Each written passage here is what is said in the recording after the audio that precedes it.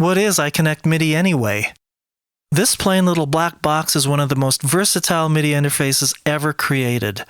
Want to do music with your iPad or with two iPads? How about an iPad and an iPod Touch or your iPhone or two iPod Touches? Yes, you can.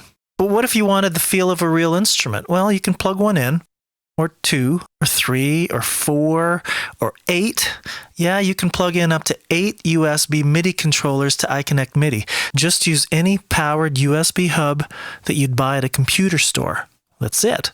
It's that easy. Now, you don't just have to use USB MIDI controllers. You can connect up any of your MIDI synthesizers with iConnectMIDI's built-in MIDI DIN ports. That's kind of a big deal because now you can use all those synths with all those new inexpensive USB MIDI controllers and your iPod Touch, iPhone, or iPad. Now, if you only had one iOS device, say an iPad, but you have a computer, you can use both of them together. Like bring in your PC or laptop running Windows, or your Mac. iConnectMIDI is USB compatible with all the popular digital audio workstations on all those platforms. Okay, so let's say you don't have an iPad, but had two computers. So plug them both in. Now you can have both Mac and PC talking to each other via MIDI. Mac and PC together. What a concept. Or if you had two Macs or two PCs, it works the same way. Plug both of them in. Why have two computers connected at the same time? I don't know, but I'm sure you'll think of something.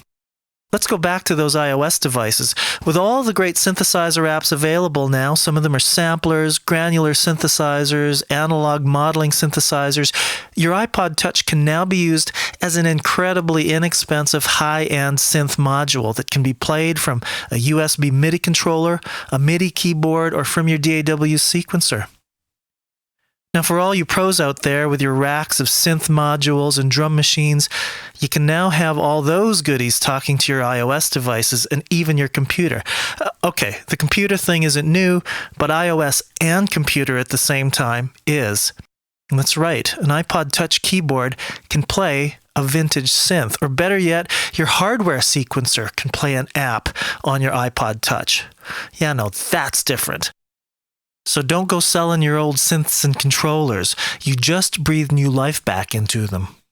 And don't forget that there's still a boatload of ports on iConnectMIDI to hook up USB MIDI controllers through an optional hub. Okay, so what's the takeaway here? Is it the witnessing of true innovation? Is it this little box's roadworthiness? Yeah, maybe. But we think it's having the potential to make some great music that's never been heard before, using methods that have never been combined before. And all that's needed is your imagination. Just think of what's possible now. How are you going to use MIDI?